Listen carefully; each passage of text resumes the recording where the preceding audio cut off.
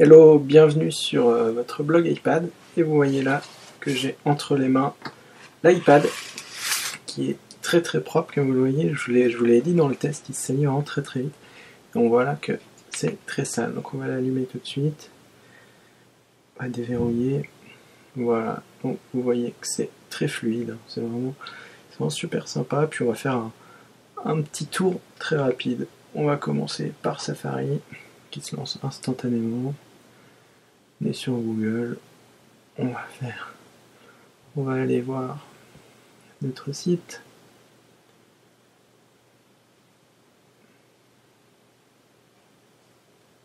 Voilà, ça se charge. Mon réseau est pas très bon en ce moment, ce qui explique un peu la lenteur d'accès. Et puis je trouve que c'est un petit peu le défaut de Safari, c'est qu'il met pas très bien en cache les pages internet. Alors voilà, vous voyez,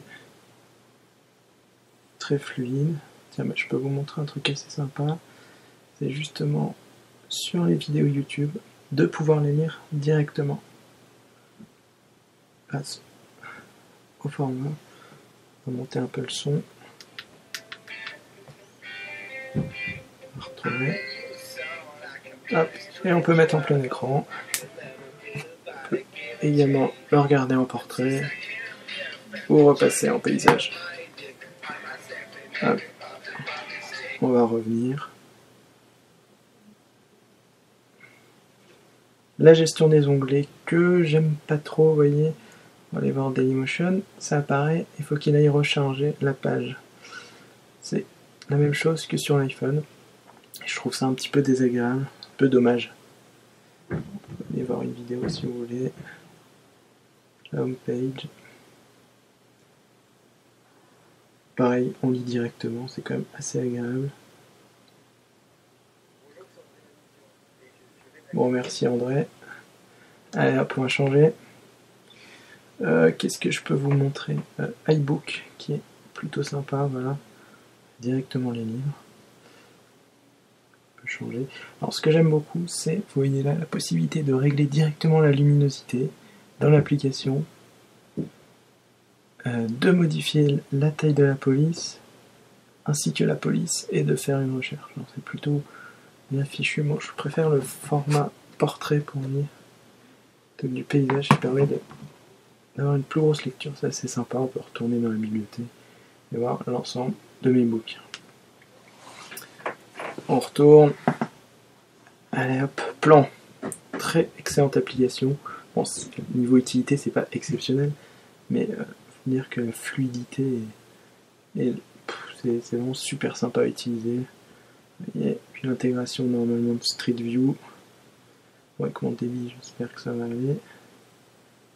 Et c'est quand même plutôt sympa, plutôt fluide. Et j'aime beaucoup. Hop, allez, on repart. On va sortir de là. Qu'est-ce que je peux vous montrer? L'iPod, je vous parlais du son. On va le monter un petit peu. Allez, un peu rock.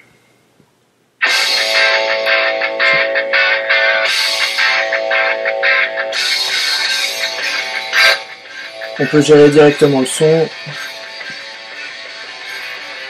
Voilà. C'est plutôt bien foutu, moi j'aime bien.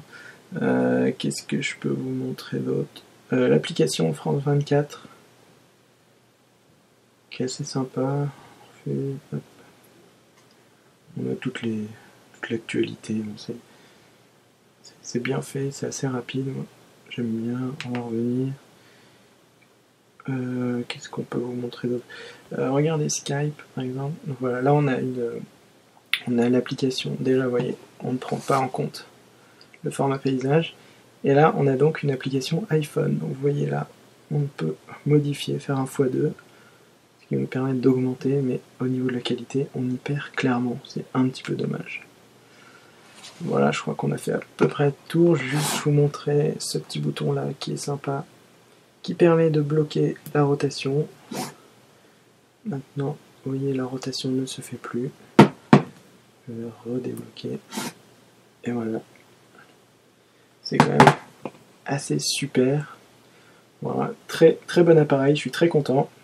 Et puis on va se revoir très bientôt pour d'autres vidéos sur le blog iPad. Allez, à très bientôt.